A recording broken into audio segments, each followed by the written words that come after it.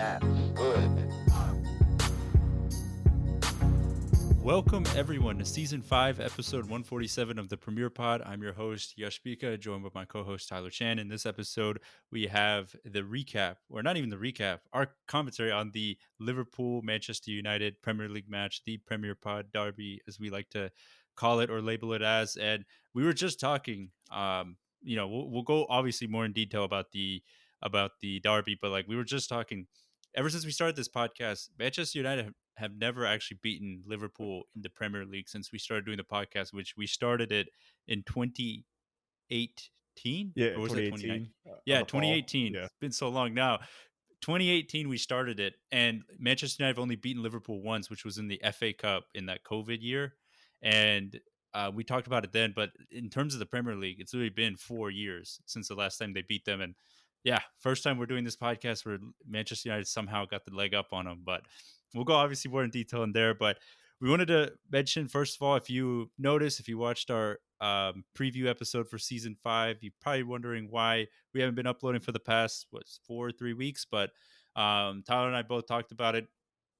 Not taking a hiatus, but more so we are kind of going for a monthly upload schedule right now, like once a month, particularly for me to help me out because, as you guys know, I work currently in like soccer and social media, and my whole job is based around covering the sport, basically being like tuned in 24/7 on the job. So, when I'm working, like I'm covering all of this news and everything that goes along with it. And when we started the podcast, for me at least, and also Tyler, like it was kind of like our breakaway to just talk about the game stuff we watched all the time on the weekends, and just kind of make it like a friendly, fun chat of what's on our heads and what we think will happen in the Premier League. And for me, I guess like my work was starting to blend in with this, and in the past couple months, it was starting to feel like the podcast starting to feel like a work and more of like a mental strain on my end, because it was just like more work on top of like the work I was already doing. And I spoke to Tyler about it, and like I'm hoping that taking a little bit of a bit of a break on my end will hopefully kind of rejuvenate that energy, and basically get back to the point where maybe in the future we can get back to more of a frequent schedule, like our normal weekly episodes. But just wanted to let you guys know that right now, going forward, at least, we're going to try to shoot for like a once a month schedule for the time being. hmm And that's something I just wanted to make sure Yash was okay with too, because as Marshawn Lynch says, take care of your mentals, take care of them, because you know, for Yash it's a little different since he works in sports. So it's like for him, it's kind of like a work-life balance where there's not really that balance anymore. It's kind of like jump from sports to sports to sports. Whereas for me, it's like I Yeah. don't really work in sports, so for me it's way different. So I wanted just to make sure Yash is also all good. And I know, like Yash mentioned to me too, it's just he's like, you can keep going, like you just do solo or bring someone else on. I'm like, no, Yash, this is our thing. This is our duo thing. This is my one time in the week to talk to every week. So to make sure we keep that continuity going, I'm like, once you're in, I'm in, and if you gotta take some time away, then I'll take time away too.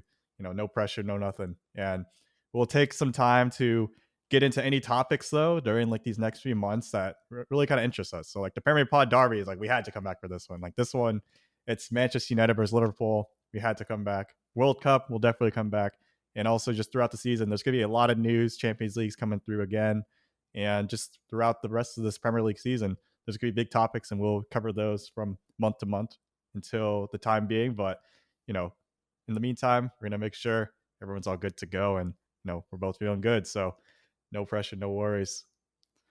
Yeah, no, that's obviously what Tyler mentioned, like told me about or kind of mentioned on his side, not wanting to bring on another co-host. That was definitely nice to hear. And it was great that we can kind of continue keeping this like our thing going forward. And obviously, as I mentioned before, just the frequency will be a bit off, but hopefully in the next couple months or so, like once I start figuring things out on my end, a personal side, hopefully we can get things rolling again with the weekly episodes. But as of right now, going forward, it'll be like once a month. But I guess switching gears to the actual game, it was the Manchester United versus Liverpool. United hosting Liverpool in the third week of the season. And going into this game, obviously we didn't do the podcast episodes after each of the game weeks, so we kind of didn't hear our overall thoughts of going on with both of our clubs, but essentially going into this game, both of our clubs were not doing too hot in relative to the expectations that were thrown on them in the beginning of the season.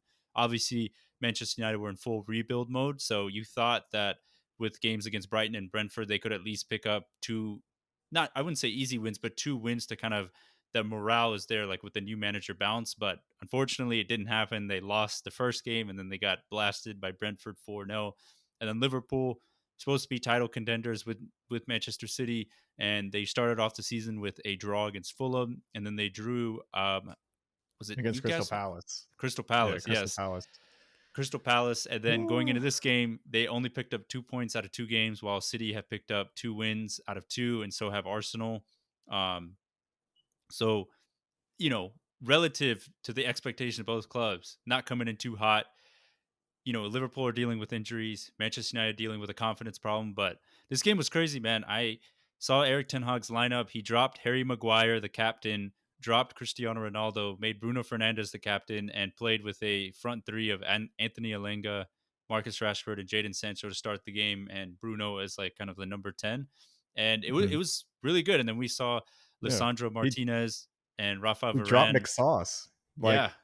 or like the McFred duo. I was Yeah. like, "What the heck's going on?" Megfred duo was dropped. We saw the first partnership or the first game with the potential new partnership of Rafael Varane and Lissandro Martinez. Tyrell Malacia got the start at left back over Luke Shaw.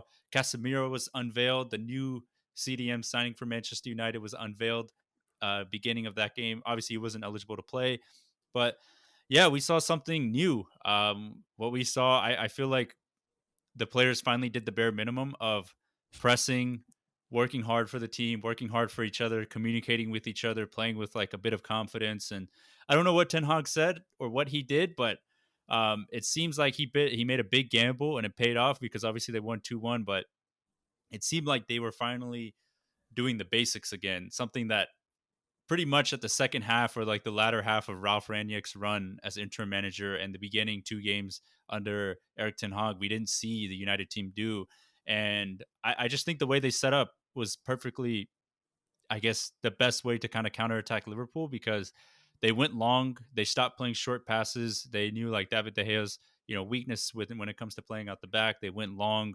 They attacked Liverpool, and they just used their extra energy in the midfield to kind of overpower Liverpool's midfield, which is not something you normally say under Jurgen Klopp because usually you're used to Jurgen Klopp having players like Wijnaldum, Fabinho, kind of stalwarts that will just like engine rooms essentially that will just run back and forth all the time. And Mhm. unfortunately, they had a midfield of like Henderson, James Milner, and who else? But Harvey Elliott. yeah, Harvey Elliott.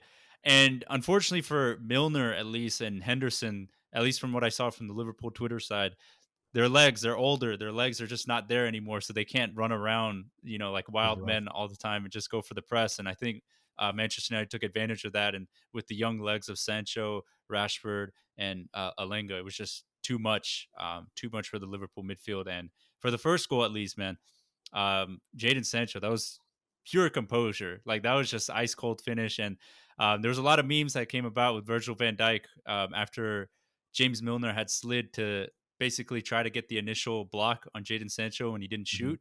A lot of talk was on Virgil van Dijk where he just basically stood there with with his hands behind his back instead of trying to put some pressure on Jadon Sancho. And effectively, they were saying like he was just trying to use his aura to like hopefully block the shot.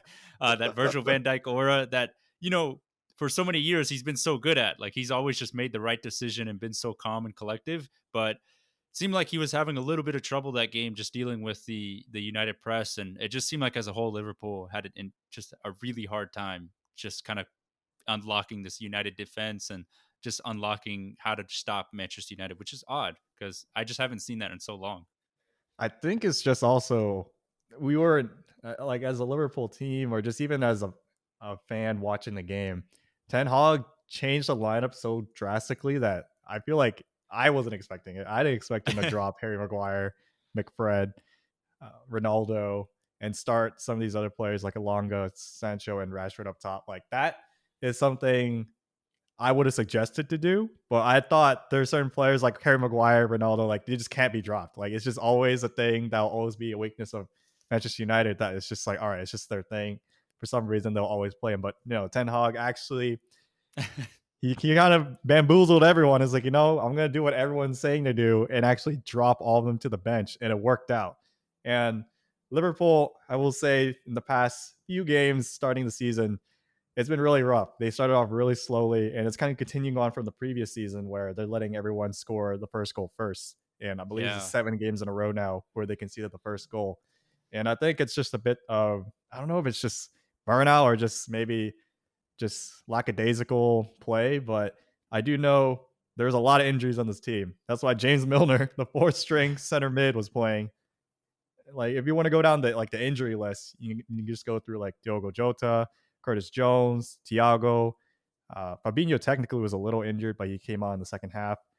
Yeah. Who else? Keita, Keita, and then up top you also Calvin have Ramsey, like the new. Calvin Rip, the right back. Yeah. Oh, Konate, Matip, There's just a Common lot of Keller. injuries. Like this is like 10 people already almost. And then on top of that, like certain players that have to play, like Firmino, he hasn't really been playing that many minutes, and he's in a poor run of form. James Milner should not have even been playing this game. Like, he shouldn't have to be starting. But the fact that he had to, it kind of showed like the squad depth. I think I texted Yush like the sub bench for Liverpool, and there was only like Yeah. 3 players that weren't academy players for them for this game, It's tough. and it was pretty rough. And Liverpool with this lineup got exposed really really bad by that speedy front three of Sancho, Rashford, and Elanga. So this has been a reoccurring theme, at least for the first 3 games, and I guess I'll go into that in a little bit. But to kind of just circle back to the lineup for United as well, I feel like this kind of changed lineup as opposed to like the Liverpool lineup, which is kind of forced. It's kind of showing that Ten Hag is also kind of adapting his kind of style, because I feel like Ten Hag would preferably have more possession, a lot more pass heavy, but this game was a lot more counterattack. And besides that goal with Sancho, like that was like an insane pass of play. But for most of the other opportunities they had, it was a lot of just counterattacking. And I was like, oh, this, I was not expecting that from Ten Hag. And I was kind of surprised that like this kind of energy came out. Like, I think that's something you mentioned, yes, where it was just like, this is a whole different kind of Manchester United side that you don't know what Ten Hag said in that locker room right before the Yeah. game. But this is the most energy and like the most enthusiastic Man U side I've seen in like a few Yeah. seasons, I feel like. Yeah, I feel like what helped a lot was last season, at least, when Harry Maguire wasn't playing and he was dropped to the bench, David De Gea picked up the captaincy. But I will say this: I don't think David De Gea is probably the most vocal. Yeah, you hear him shouting like with like any goalkeeper, but obviously being a goalkeeper, it's hard to be the most vocal all the way back there.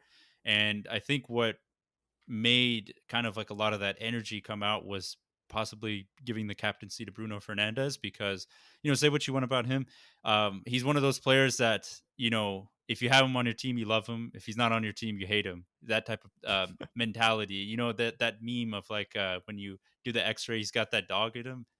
He's Bruno got the dog. Fernandes He's is like Zach Bruno Wilson. Fernandes is like the actual representation of the type of he's got that dog in him type player. Granted, he's a good player as well, but he's just that type of player that will just kind of run like crazy, run like a madman, but he'll also, you know, do some of the most, kind of like slide ball things that like every Yeah. team kind of needs. He'll do that. He'll also, prove like the quality pass. He'll also get in, players' faces to like motivate them. And he's also the type of player that will always kind of be encouraging players to keep going. And I think that on top of the Old Trafford crowd and the Old Trafford faithful, I think that just led to um, every other player kind of just picking up their intensity and energy.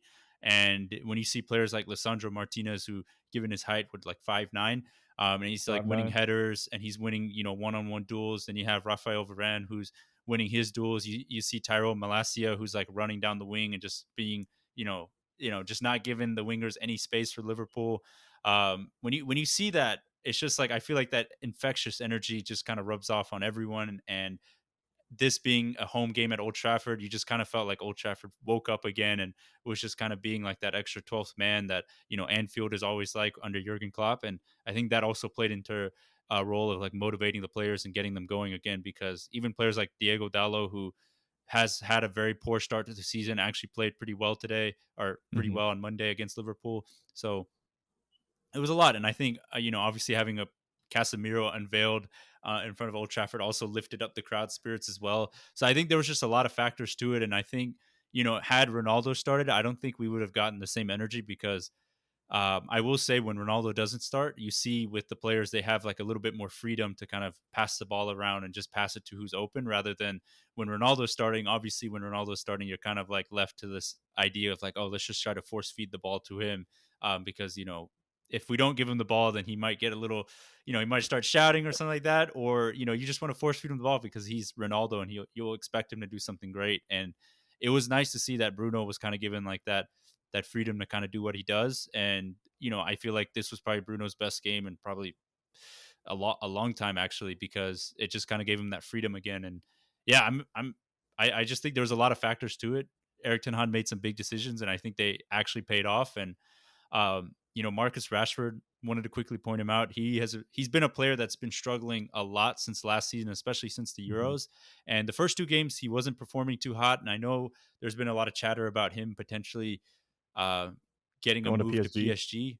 Yeah. Yeah, and I think a lot of United fans were kind of like, there's like a split. I think a lot of United fans still love him because he's academy player, like he's done so much. But then also another side are like it looks like he's kind of following the Deli Alley route of like, maybe he just reached his peak too early and like now it's just downhill from here. But I think what we saw a Marcus Rashford that was motivated, chasing down balls, making those runs in behind, and he got rewarded with a goal, and it was just it was just a good thing to see. Like it made me really happy to see like he finally scored that goal, and it just looked like weight was lifted off his shoulder. Like okay, now he scored this goal against a big rival, and I'm just excited to see what he can do now going forward in the season because I feel like him and Sancho really benefited with getting those goals because now I feel like just some weight has lifted off their shoulders and they can probably just play a little bit more freely now. It's always against Liverpool. Rashford just has some big games. He doesn't shy Yeah, away from the big game, the big spotlight against Northwest Derby challenger. But I mean, I have to give kudos also to just the fact that Christian Eriksen played like a CM role yeah, behind pretty much. Bruno It's a pivot. Fernandes. That was something that was kind of surprising to me. I would have thought it'd be reversed, whereas like you keep Christian Eriksen a little higher up, but it kind of worked out. And like this kind of Yeah, relenting press or counterattack, I should say, of having this midfield like always just have this kind of pressure of being able to throw any long ball from these two, like Bruno Fernandes and Ericsson, to any of like the speedsters up top. I was like, what the heck? I was like, this is pure yeah. FIFA tactics. And then, McSauce is still there, just winning the duels. But it kind of worried me as a Liverpool fan seeing Casemiro in the stands just ready to go soon. I'm like, all right, well, Liverpool can't even beat this team right now. Like, granted we have all the injuries, but I mean, like Manchester United, this is like one of the best performances I've seen in a long time. And the Yeah. fact that now Casemiro's coming in and the squad depth is looking all right, and like now we know no player is invincible, no player is just immune to just getting benched. That's a big thing. Like that's kind of showing that Ten Hag is really taking control of the locker room as opposed to like maybe some of the other managers that we're not going to mention in the Manchester United role as manager in the past few seasons. But like this is like a different side, and I don't know what happened in the first two games with y'all. It was like the games were lost in like the first half essentially, Yeah. but I feel like Probably the maybe for first this 30 game, minutes. First 20, yeah, the 20, first 30 30 minutes. minutes, I believe Manchester United has just conceded all their goals in the first half of games so far this season. They haven't conceded Yeah. any goals in the second half. And until this game. But even then, like it was just a whole different team almost. Like Lissandro Martinez, our man, the 5'9" man, same height as me. He, I don't know. I feel like maybe Darwin would have given him a lot more kind of struggle because Darwin's a lot more physical player. Whereas if Martinez is just marking Salah, Firmino, and at times Luis Diaz is like they're not as physical of players. So maybe like it won't really get exposed as much there, but like he played a really solid game. And like Malasia, I didn't even know who he was. I know he's played a Yeah. few games, but I'm like, where'd this guy come from? It's number Yeah. 12. PSV Luke Shaw got left back. benched. What Yeah. Yeah, do you he even just mention Luke Shaw? yeah. Yeah, because Luke Shaw has not played. I would say he's obviously I think from those first two games you could have probably taken out the entire starting 11 and just put a new one in because they played so poorly. But there was a lot of players that I think like you said, I feel like there's I know I always mention this, but I feel like they're starting to become like actual competition, and I think there's actual spots that are just not solidified anymore because now we're also in the market to try to get like a backup keeper to kind of challenge De Gea as well as like a potential number one to replace him as a number one.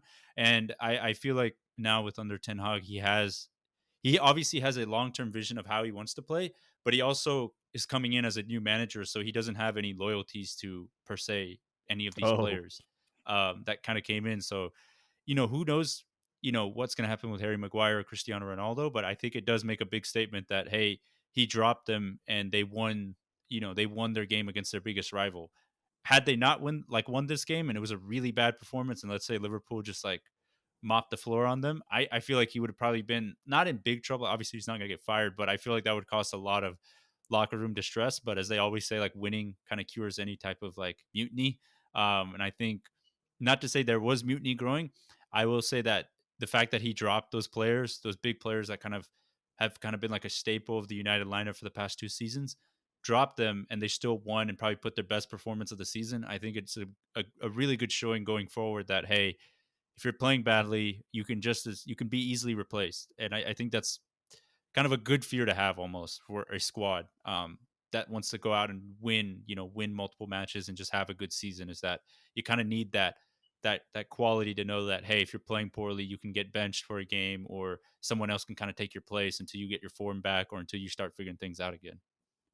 they're bringing back that standard, Manchester United Yeah, standard of having winners, as opposed to previous seasons. Just like, all right, it's just always Harry Maguire, and then everyone just targets him. But even like in this game too, it's like Ten Hag doesn't have all the options to completely replace people immediately. So like I saw De Gea for this game, there's no short balls. yeah, it every just went long. every ball out It was went just long. long.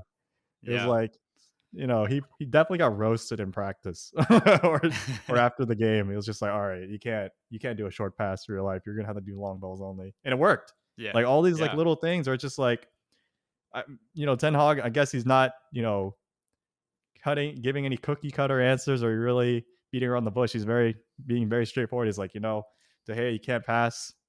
Lisandro Martinez, you can't outmuscle anyone. it's and then like Ronaldo, you can't really run as fast anymore. You're being benched. It's like all these little things. It's like I feel like that's definitely what Manchester United needed, and it's just it didn't pop up until unfortunately this game 3, where it's like, all Yeah. right, all the answers coming out, and it actually is all working out. This is a big gamble because, like, yeah, as you said, if they lost, then there'd be a lot of criticism towards Ten Hag for benching all these other players. Hmm. And I maybe it still would have been justified if Manchester United still played better than they were in the Yeah. previous games. But even then, like it's just a stamp that they got this result. They dropped all these players, and this is what it is. And I could see that going on for this season. But it's gonna be interesting to see because now Yeah. this is a big game. This is a big test to see. They have Southampton coming up. And I was going to say real quickly that I think I agree with every pundit out there. This is one game. This is it was a great feeling, great energy. Now, can we, it's going to, you can't replicate this performance throughout the whole season because it's, these players are, what could happen, who knows, but can we get more consistency? And I think that's been the killer for United on under Ole, under Jose, under every manager post Sir Alex, is the consistency. And I think that's all United fans want to see. Can we just get back to being consistent in terms of performances instead of like the yo-yo of what happened last season? And I think that's going to be the biggest test because Southampton has historically given United, outside of that 9-0 win from like a couple seasons back, they've always given United trouble in terms of like going to St. Mary's. It's always just been a really hard fixture for United. Um, I'm just really curious, can they keep up that energy and that performance going into that game? And if they can, I I'd be happy. I think United fans will be happy even if we were to draw that game. It's just we want to see the effort and energy every single game. And we're recording this right now on August 24th, and there's still a week left in the transfer window. Yeah. So a Yeah. lot can happen. I'm not sure if United's going to bring in anyone else, or maybe anyone else is going to leave. Yeah, they're But heavily linked. They were heavily linked to Kevin Trapp as potentially as like a goalkeeper coming in, but I think those rumors have cooled down. Now it's looking like Martin Dubravka as a kind of like a like Martin as a Nebraska. backup, because right now our backup goalie is Tom Heaton, and I don't think like if De Gea goes down, I don't think Tom Heaton is like someone you could rely on in 2022. Mhm. So Dubravka could at least be a bit of a solid sign. I don't think he's even on his day. I don't know if he'd be good enough to replace De Gea as like a number one. Oh, no. Uh, yeah. Definitely not. So it's definitely more of a depth signing, but they are heavily linked towards the Ajax winger Anthony, who is a Mhm. young like, Brazilian winger, and he actually there all the like reports from a lot of like big journalists like Fabrizio, um, and such. They've actually said that Anthony has agreed personal terms. Like personal terms aren't the problem, and he's also put in like a kind of like a request to the Ajax board that he wants to leave. So we'll see how fast or how long it will take for United to potentially materialize a deal there. But it looks like most likely that Anthony, a right winger, could be coming in as like a as another forward option for United this season. And I think that would pretty much be the end of their transfer windows, unless something they get linked to somebody crazy in these next couple days. Who knows? I'm still surprised y'all got Casemiro. Like, Yeah, there that are so happened many within a day and a half. I know. There's so many memes that just went throughout Twitter, Reddit that were like Casemiro has he's like reject or like he baked an injury just to like avoid this Manchester United transfer, like some other things, like just anything to avoid going to Manchester United. But all of a sudden, it's like there he is. It's like what the heck? It's like I thought he wasn't Yeah, going. it It might have happened to do on with the like contract. I will say there's a lot of money he's yeah. getting. It is true, like, the contract, like, I obviously, like, his age, like, is gonna be his last big contract, and I think the way Real Hmm. Madrid do their contract renewals, like, once you reach 30, they only offer you, like, a year, like, 1-year extension or 2-year extension. So United Oh, were offering him a long-term extension, and it just kinda worked out that they were able to kinda poach him away. I think for Casemiro, I think every United fan is kind of in agreeance that if they can get the same longevity, productivity wise, of let's say a Fernandinho, because Fernandinho joined Man City around the same age of like 29, 30, I believe. And he ended up being kind of like a stalwart for them through all those title winning seasons for the next 5, 6 years. I feel like if Casemiro could stay healthy, like I don't think he's ever had really injury problems, but cross our fingers that he doesn't have any hmm, now. But if he can just maintain that level of, I guess, performance or that kind of like that Casemiro level that we know from Real Madrid, if he can keep that going for the next 4 years of that contract, I think it ends up working out for both parties. But hopefully, it's not like a Matic where he gets one good season and then just dips completely. I'm hoping that he kind of maintain that Fernandinho kind of like steady eddy of like the next 4 or 5 years. We get good solid seasons out of him. So it's a risk for sure, but I think it might work out. man. I am. That's another signing I'm a little jealous of. So I'm like, man, another kind of winner. Now it's Rafael Varane, Ronaldo, Casemiro, all from that Real Madrid winning side on Manchester Yeah. United. It's Now weird we that just they're need going to be. Ramos. We just need No, Ramos. We no, need please, Carvajal. We God, need no. Isco. We need It's go, we just need to bring the whole band together. man. I mean, I feel like mm, maybe I feel like Anthony, although he's not part of Real Madrid, that's like the only signing I could think of that like kind of makes sense, just because y'all need a little bit more wing depth. And Yeah, I don't know. I feel like the other players, like Sergio Ramos, all those, if there was like an actual option, a little old yeah, now. But and then Isco, I haven't seen in a minute. He's just been in yeah, purgatory. I don't know if he's still yeah. alive. There was He's a like the joke Queen of like that. England. Yeah, there was a joke He that might be like dead. United. Um, what is it like? There's a joke that's going around like United just trying to bring like the old like 2017, 18 Real Madrid. Or no, the 2018, 19 Real Madrid Champions League squad back together. The Mhm. starting 11. So This is hey, like three, three, retro. three in, three Three. down. Now, was it 8 more to go? I Yeah. mean, if you're thinking about it, I Hey, guess Keylor if Navas. He's a yeah, Keylor backup if you. Navas. Maybe he can replace De Gea. But man, Hey, but yeah, oh my it gosh. was definitely. I will say that Monday was definitely a really good day for United fans, but for Liverpool, man, it was a looking pretty bleak and in terms of like kind of future prospects, at least. Like I texted you about it, but it seems like the biggest worry is like the midfield. Even with a completely healthy midfield, the midfield was already looking pretty thin when everyone was still healthy in terms of like pure quality, in terms of Mhm. lifting the team up to another echelon. Yeah, I guess we'll go into that where like the Achilles heel Liverpool right now, they kind of snuck up on them due to like just aging midfield and just the lack of Liverpool propensity to spend in times of great need. Like Darwin Nunez, I still feel like that was a very big outlier in terms of Liverpool kind of spending big just out of the blue. Like Ali's son was kind of big, but like it kind of made sense. Van Dyke was big, but that kind of made sense. But like Darwin Nunez, I feel like is more like a panic, and hopefully he still pans out. I still have trust in and belief in him, and Liverpool have had success in having the Uruguayan more strikers. the Uruguayan strikers, but also the strikers that have some kind of anger issues, or just like not the most, Bite to him. yeah, like a bite, no, a bite to him, but more like like a kind of not well behaved kind of player. It just kind of works out. I don't know why, but maybe that's a good omen.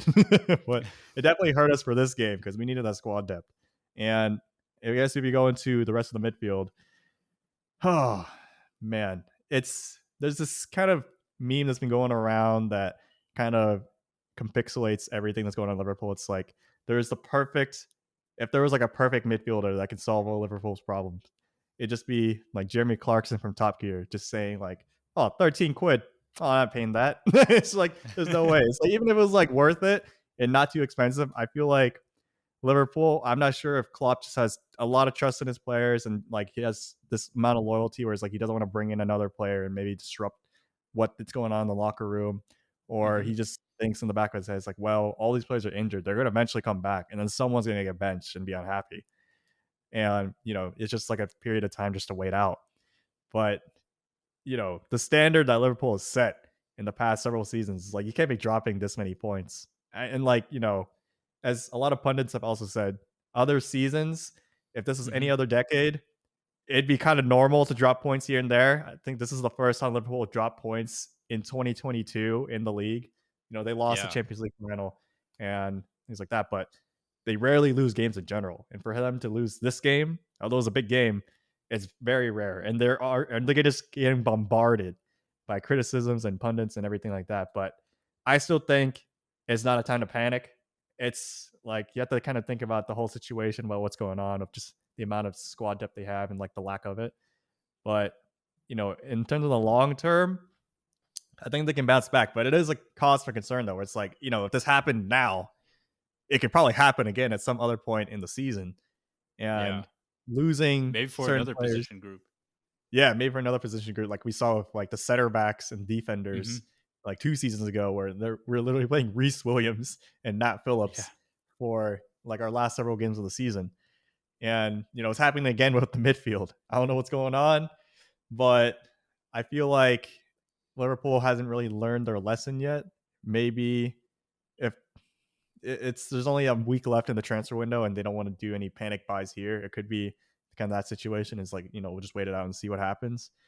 But man, I feel like in terms of contingency and just for all the games they'll probably play this season, like last season they played like 60 plus games because they're in every competition, made it to every single final. If it happens again, there's no way they can sustain that. Hmm. And that being said, you also can't just bring in anyone. You have to bring in like a Jude Bellingham. You got to bring in like a Gravenberch, like someone who is going to be a center mid or just a midfielder that is up to that standard that Liverpool set now. So I guess that's also the reason why that you can't really just bring in a player like that just on a whim. And there has to be a lot more kind of preparation for that. But right now, it just looks kind of bad just because it looks like Liverpool's not really doing much. It just looks like they're Did like, you all right, well, it is what it do you think is. it's the not Klopp per se, but do you think it's the ownership, the Fenway Sports Group? Because I think I've seen some chatter on Twitter, like from Liverpool fans on Twitter, basically kind of calling out like ownership a little bit, saying like, in terms of like, I don't think net spend's the right word, but in terms of spending, since Mhm. Klopp's been manager, um, they they're basically kind of inferring that they're not they don't shell out the cash essentially. And a lot of people, at least from Liverpool fans on Twitter, saying that, oh, like the squad should have been in the process of kind of getting replaced after they won the Premier League title, and working on getting quality players, and all that. But do you feel like the ownership is a part to blame in terms of not kind of like offering up the funds more readily? Yeah, I feel like it's something that we see in the past several seasons, or they won't buy a player unless another player leaves, and they use Hmm. some of that funding, if not all of it, to fund in the next player. So it becomes like almost like self-sustaining at that point. Like I've never seen or can really remember a season where like their net spent was like negative, or if it was negative, it wasn't that severely negative. As you can Hmm. see from like previous seasons with like Man City or Manchester United, there have been seasons where like they're 100 million in the hole, as opposed to like who they sold and who they brought in. But like for Man City, it's worked out, and I guess Liverpool is not going to really take that chance. They're not really going to take that risk because it could be like a Barcelona situation where you just spend, and then never get any return for it, and then now you're just a billion in debt. So I feel like it's very conservative and kind of smart from the American owners, like the Fenway Sports Group, to kind of the model's been working the past several seasons, and they made it to like every final you could make it to in last season. So I feel like it would be a big panic to kind of change that kind of philosophy. But in these kind of times, it really does kind of bite us in the butt, where it's like, gosh dang it, these cheapos. And their argument probably is like, yo, we spent 85 mil on Darwin, y'all greedy. But at the same time, it's like Yeah. we have this glaring need, and it's like sometimes you got to do what you got to do. But right now, like Klopp is kind of just giving these puzzle pieces. It's like, you got to build what you got. All these like Lego pieces you got is what you're gonna have. And unless someone big moves out, and we already lost Mane this season, we lost Yeah. Takumi Minamino, which I feel like definitely would have helped us this game, and most importantly as well, Divock Origi. Losing those three players and like the 49 goal contributions they had past seasons Yeah. or It's a in the lot. last season, that was a lot, and it really kind of showed this game because like we couldn't get any like opportunities either. Like Salah Yeah. was like a ghost. He couldn't really get past Malasia, and like any ball that came to him, he couldn't really make much of an opportunity besides the one goal he scored from a corner Hmm. because it was just like scrappy. And then Luis Diaz, he had to do so much by himself. He was kind of like on an island, and he managed to like pull Yeah. off a few chances. But I'm like, man, the amount of effort it took, it made Yeah. Manchester United look their chances look so easy as opposed to Liverpool. It's like, man, every single chance, every single like step forward into the Manchester United half took so much more effort. And to Hmm. certain players, like as I mentioned, like Firmino, Milner, they're just like a step back. Like they were not on Yeah. the same wavelength. It was just like certain passes. Like I started counting like turnovers from Milner, and it was like after five in like the first half. I was like, all right, uh, what the heck? And then like yeah. Firmino as well, like some of his passes were off, and like some of the balls to him, he just wasn't able to reach. I was like, Hmm. what is going on? Yeah. And like I will say this. Do you think there's been enough? I don't think turnovers right, but do you think there's been enough investment in the squad since you guys last won the Premier League to, I guess, be in a position uh, where you feel comfortable that saying that, hey, we can challenge for another title again? Or do you feel like uh, there hasn't been enough, I guess, turnover, enough like positive change within the squad in terms of like reinforcements, that you've kind of just been relying on like brilliance of like your old Star Wars, to kind of carry you on?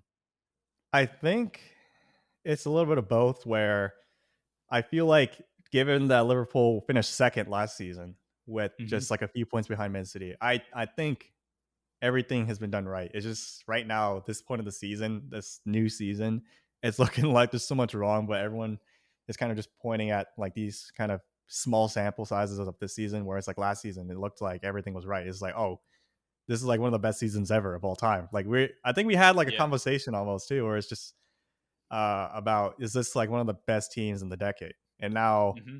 it's just everything's just kind of flipped on its head, and I'm like, man, uh, it Yeah. will. It is a little bit of just like what happened as well, because like I think there is Mane. a big I yeah. I think it's not. I mean, it's getting talked about a lot now, but I feel like I've said it before. I've always been like a huge Sadio Mane fan. I thought even Hmm. back when he first signed, he's always been like one of my favorite players to watch.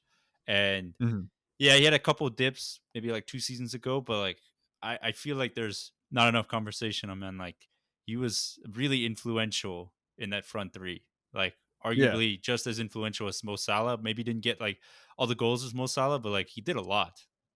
he definitely did, and he definitely also was one of the main players that was able to kind of fit this Klopp system of that false nine, left wing. Whenever it was needed Hmm. of him, and like the energy that was and the effort needed, he was always there. And he was always there to also put in like the clutch goal as well. like Salah. And I kind of mentioned, I was like, I don't know if that will be able to be replaced because, like, although Darwin Yeah. came in, it's like it's not going to be like an immediate thing, and we're kind of seeing that now. It kind of sucks that also Darwin just had to headbutt Yeah. someone, Get the but red card. get that red card, so it looks even worse. And right now Bayern Munich are just going off right now in the Bundesliga. Yeah, I Like think he scored in Mane's like the go, first 3 games or something like that. yeah, and it's Sadio. really showing, like the African Player of the Year, everything like that. But the reliance on high end talent and just being able to have those certain players like Mane kind of bail us out of certain situations and like kind of get us the win. That's always been kind of Liverpool's thing, where sometimes the tactics might not go as planned, but at least there's high end talent to bail us out. And this Hmm. game and the previous two games, they weren't there. They bailed us out and got us a draw against Fulham. But I'm like, what the Yeah. heck? This is Fulham. I'm Yeah. like, what the? Come I don't on know why now. Mitrovic, a side note, he's been scoring, I think. He's actually been scoring goals. I don't know what's going I on. know. I feel like this is. I think we mentioned that it might happen where he's going to go off early in the season, but then we'll see if he can sustain it. Because Timo Pukki, he tricked me Yeah. like a few seasons ago. Yeah, Same he had thing, and then everyone all of a fooled. sudden, and then like second half of the season, he just it Didn't looks do like he anything. was on Norwich. I was like, what the heck? And before he looked like he was just like a god. He was like, what the heck? Why is he on Norwich? And then I was like, oh, now we understand. But right now, it's just this Liverpool side. Man, it's I still think it's a slump. I really have to give them a little bit more time to kind of recalibrate and kind of figure things out and really kind of give them the benefit of the doubt of just all these injuries. But at the same time, it's like with the standards they have now and just like the technically like the financial power they have, it's like they shouldn't be in a situation where it's like, man, we're down all these players in the midfield. Like, come on. It's like you're Hmm. Liverpool. At least get someone. Like, even if it's on loan or someone like that, it's or maybe like in a free transfer something, maybe like a 1 year deal. But because like if anything, it's not the worst to have more reassurance and more depth in this position because it's not like Yeah. I'm not gonna lie, I don't think Milner should be starting any more games. And if he has to, I'm like, come on now. And It's gotten I, there. it's gone, and he's like 36 years old. It's like, come on, he's so Yeah. old. He shouldn't be having to start in this big derby game. And like Henderson, he did the best he could, and Harvey Elliott as well. He's like half the age of Milner. So I was surprised that he was also like he's kind of being thrown into the fire, and I feel like he's more of a winger kind of player. So having him kind of shift into the center mid role is kind of rough. But man, it's kind of right now just having Liverpool survive, and I don't think with the standards they have, they should be in the situation where it's like, why is Liverpool just trying to like survive at this point? It's like they should be still trying to gun for that title, Yeah. like Manchester City have. Like you haven't seen Manchester City in these kind of situations. Like they always had two like starting 11s worth Starting of 11s. players, Yeah. and And it's Liverpool like did have it that shows last true. season. Like even their backup players, Zinchenko, Gabriel Jesus, are all like going off at Arsenal right now. So it was Right. true. They did have exactly two starting 11s on And their I'm bench. like, and Liverpool had that last season, but it's just Hmm. now after selling everyone, I'm like, Where's well, the now where's the y'all, where'd the replenish? depth Yeah, go? You guys got to yeah. get someone. It's tough because I think you guys were also really heavily linked towards before you joined Real Madrid, Aurelien Tchouameni, the Yeah, like French, the really young Tuchemi. French midfielder from Monaco, Hmm. and obviously like that deal got done like I think in April or like May for Real Madrid, but that was a huge kind of miss because it seemed like they were kind of lining up like get him and then get Jude the next season, and when you miss out on him, it's like who was the backup towards him, to kind of replace to kind of build some depth in the midfield. Hmm. I really hope we get Jude because Bellingham is like one of my favorite players to watch right now. Hmm. Chouameni. I don't really know too much about him. I just seen him like in FIFA. He's just going off, but like Yeah, because like I don't really watch Liga, but I mean, it's just the rave and the fact that Real Madrid bought him. I'm like, all right. yeah. I'm They like, have oh, him. They have him and Camavinga and mhm. Valverde. They're already set I'm for the like, midfield for the they already future. set. Like they're ready. They literally don't have to rebuild. They just reload. So I'm like, Yeah, all right, well, Liverpool got to like keep that going because like Manchester City do the same thing. They have Holland now. They kept Mahrez. They sold Raheem Sterling and like all these little things, but it's just like they yeah. just They keep the sold train going. Sterling, Jesus, Zinchenko. And Mhm. yeah, I do think Zinchenko's gonna be like low key kind of a big miss because they actually don't I have think so too.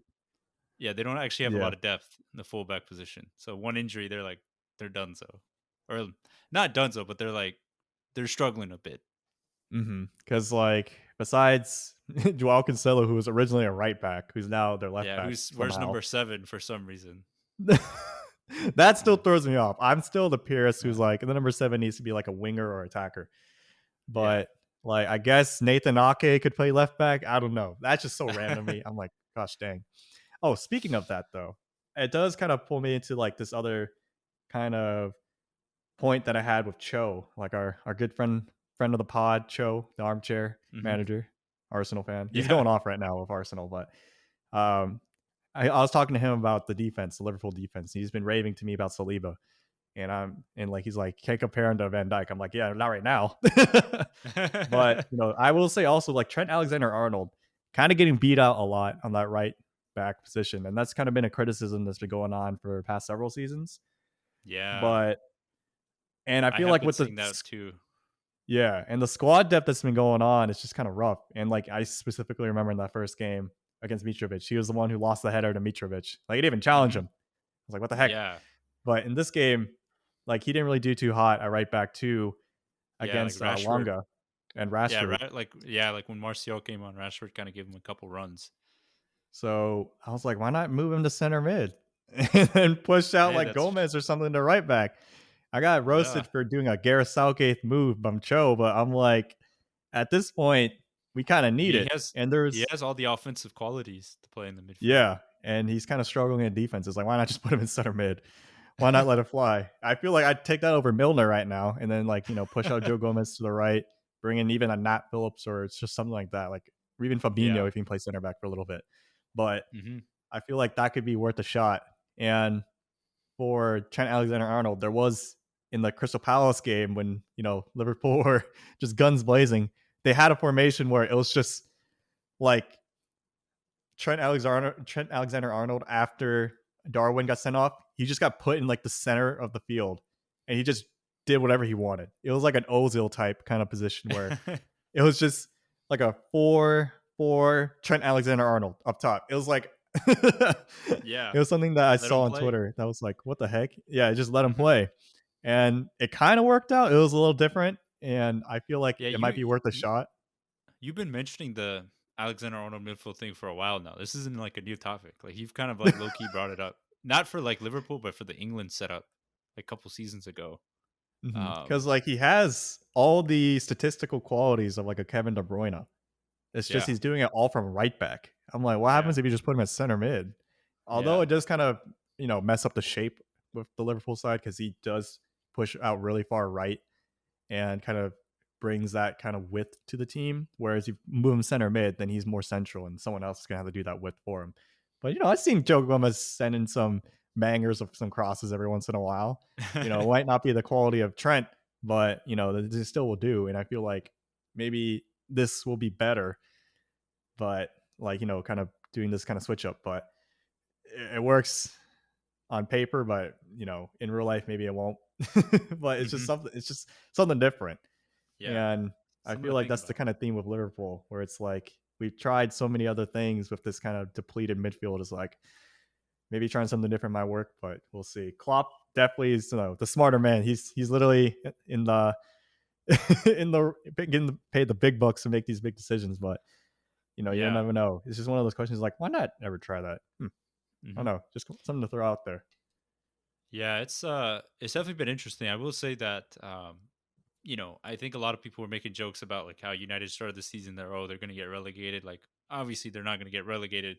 And I think it's been such like you said such an early sample size. I feel like eventually everything will correct itself and I feel like United will eventually average out to finishing 6th and I think Liverpool will average out to finishing either in the top 3 or top 2. I Hmm. just think right now it's kind of been like a bit of a rough setup or rough like kind of like first couple games.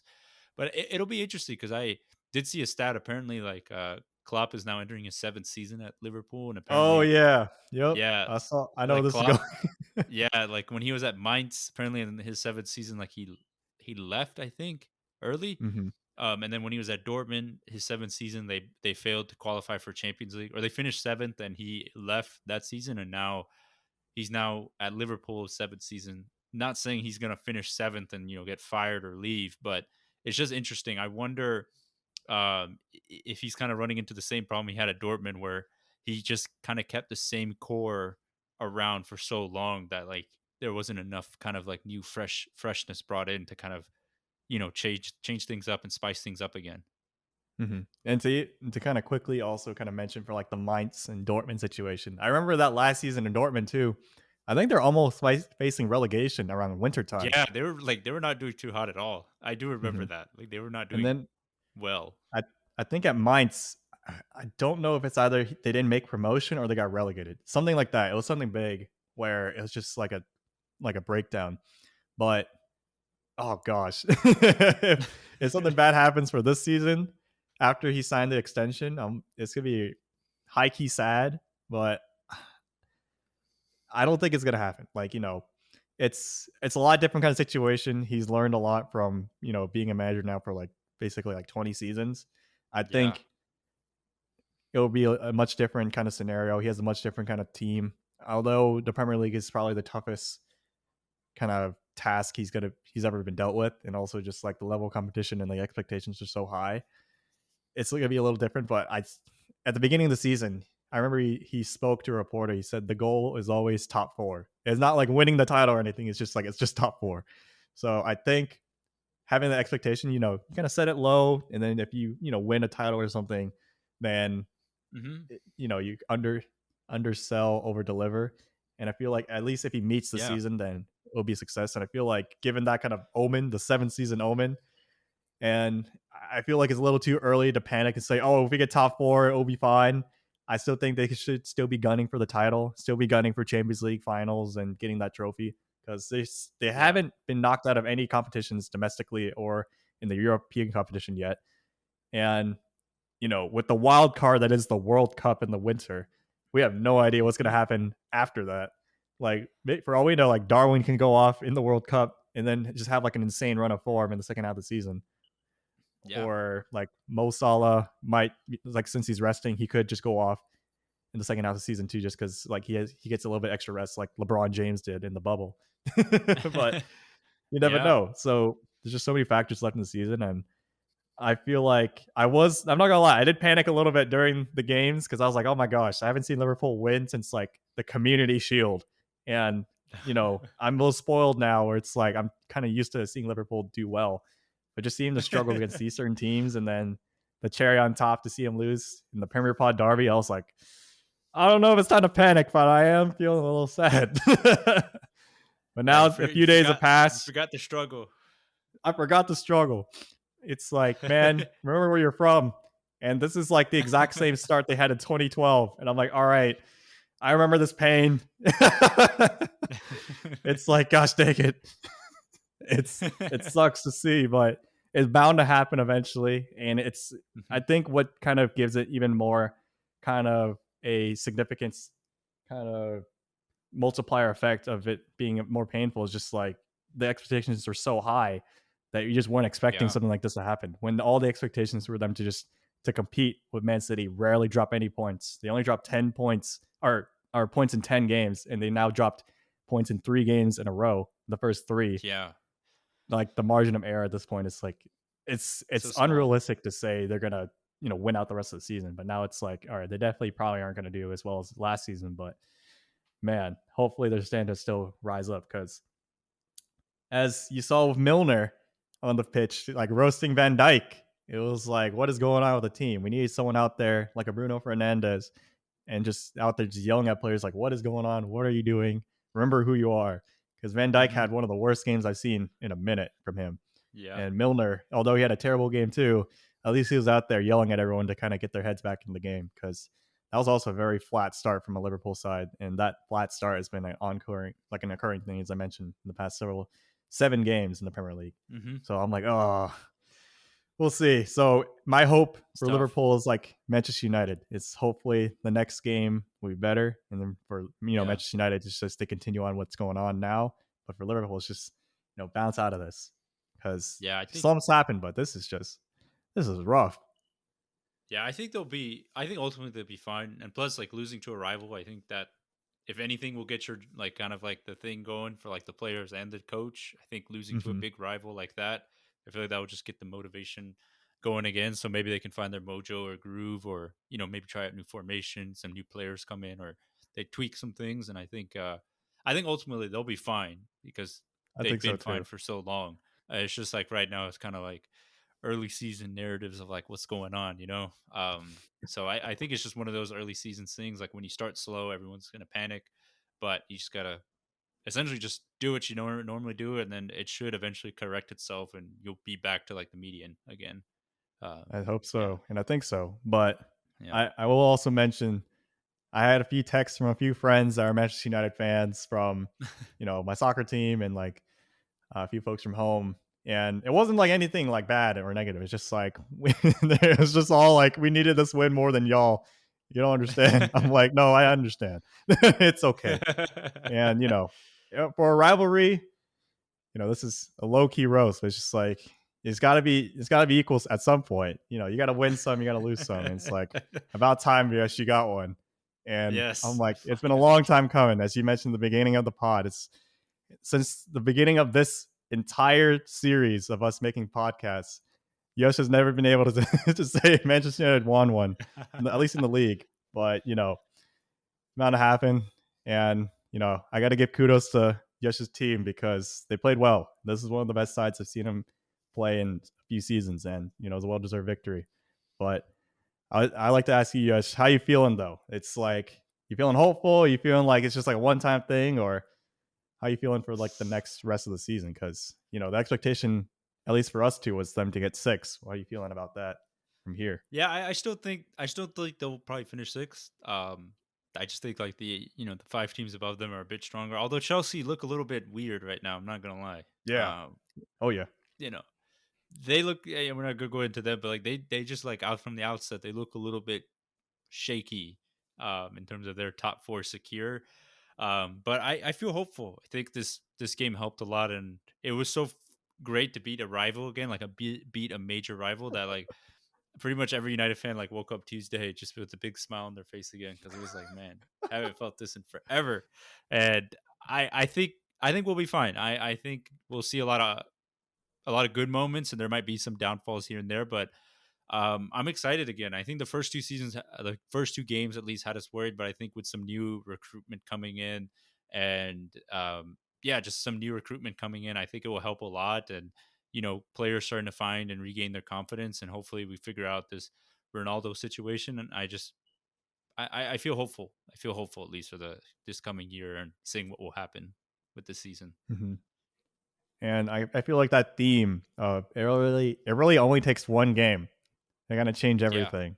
It's really showing hmm here, and I feel like yeah, for Liverpool too, one moment. like the same theme will kind of happen. If one game for them, if just one victory, it'll kind of change the trajectory of the season. But just right now, it's just a little bit of slump. And Manchester United were in that slump, and now that one game for them came, and we'll just see what happens. But I'm hopeful. I'm Yeah, hopeful for y'all too. I feel like this is a game I yeah, was not expecting, and we'll see if this kind of continues on. But man, yeah, oh, yeah. We'll see. We'll can't see. can't But lie if I'm not a little salty. But gosh dang, that was a good match. That was one of the better yeah, Premier Pod derbies. yeah. Thank goodness it wasn't like a 0-0 because we've witnessed too many of those since I've known Tyler. Too many like Uh boring huh. 0-0s, but we got a good one. But yeah, I'm hopeful. I'm hopeful for the rest of the season. I think Tyler, as he said, he's hopeful. Or he's pretty assured that like Liverpool will ride it out and like get back to where they are. It's just early season hiccups, but yeah, that was pretty much all we had for episode 147. Oddly enough, we actually didn't even have like an outline or anything. This is all like what was going on in our heads with this game. That's how Hmm. much We knew. when we're both fans. We knew it Yeah, was going to be a we big both one. knew. We're both fans of like these teams, so obviously like we know what's going on with our club. So it was fun though. It was fun, and like we said from the earlier in the show, we are kind of moving back to like that monthly upload once a month. So um, I guess going forward, let's be there will be topics obviously related to like in game weeks, but kind of trying to test our waters a bit and try to test like some more evergreen content. So just some more stuff that can kind of be talked about a little bit more freely rather than being tied down to the previous game week. And I think we'll bring out some fun discussions and some fun things going forward. But yeah, uh, Hmm. as we always say, you could follow us at the Premier Pod on Twitter and Instagram. You can also subscribe to our YouTube channel at the Premier Pod. If you listen to this podcast on Apple Podcasts, please be sure to leave a rating or review. It helps us out. But if you don't want to do that, just simply listening to it or sharing it with a friend is more than enough. And we always appreciate the support any way we get it. But yeah, that kind of wraps up season 5, episode 147 for us. Thanks again for watching. Peace. Peace.